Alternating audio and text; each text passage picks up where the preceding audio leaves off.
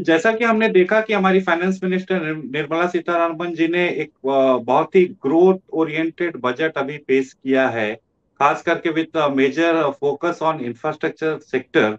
हमारे साथ जुड़ रहे हैं टाटा प्रोजेक्ट से हिमांशु चतुर्वेदी जी।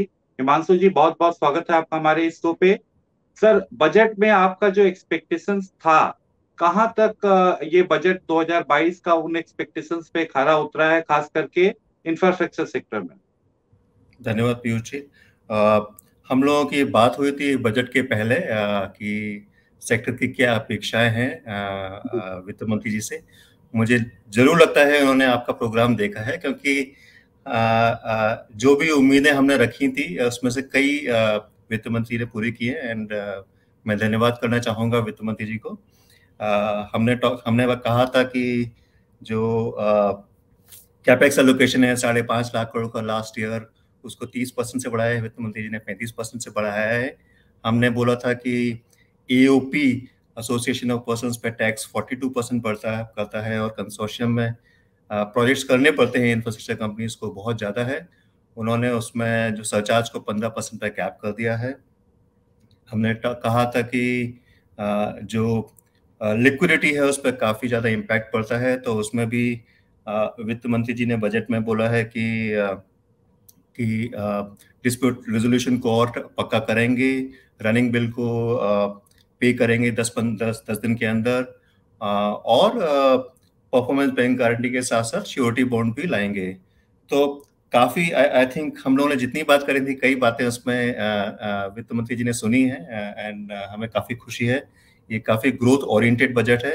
एंड फोकस जितना रहा है कैपेक्स में, इंफ्रास्ट्रक्चर में, डिजिटाइजेशन में, या कुछ चीज़ें जैसे लैंड रिकॉर्ड डिजिटाइजेशन है, इन सब का भारत के इंफ्रास्ट्रक्चर में, ग्रोथ में, टाइमली प्रोजेक्ट एग्जीक्यूशन में बहुत ज़्यादा इम्पैक्ट आएगा।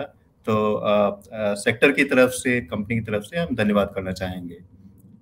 तो जो कैपेक्स में 35% इंक्रीज हुआ है, 5.5 लाख करोड़ से लेके 7.5 लाख करोड़ का जो बड़ा जंप है, इससे इकोनॉमी को क्या क्या बूस्ट मिलेगा?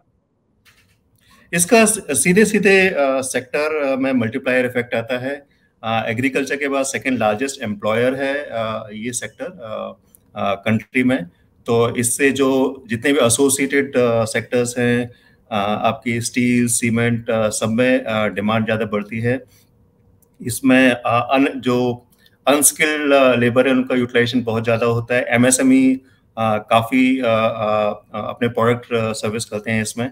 तो ओवरऑल इसका जो जीडीपी पे इम्पैक्ट आता है एंड ग्रोथ में हेल्प मिलती है। और ये न केवल ग्रोथ में हेल्प मिलती है, बट क्योंकि इससे हम इंफ्रास्ट्रक्चर क्रिएट कर रहे हैं, इससे हम ability to service, logistics cost कम कर रहे हैं, इससे फ्यूचर ग्रोथ में भी हमें इसमें हेल्प मिलती है, क्योंकि उसका आप जो कंट्री जो की प्रोडक्टिविटी है वो उससे इम्प्रूव होती है। तो हम कंट्री नेशन बिल्डिंग में इसका योग होता है।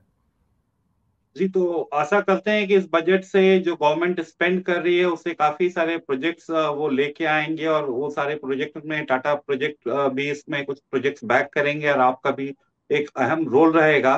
तो ओवरऑल यदि हम आपको बोलें कि इस बजट को 1 से लेके 10 स्केल में ग्रेड करने के लिए, तो आप क्या रेटिंग देंगे? 12। हिमांशु जी, हमसे बात करने के लिए बहुत बहुत धन्यवाद। एंड होप ये ग्रोथ ओरिएंटेड बजट इंडिया के इकोनॉमी को और इंडिया इंक को आगे लेके जाए। हमसे बात करने के लिए बहुत बहुत धन्यवाद। धन्यवाद जी।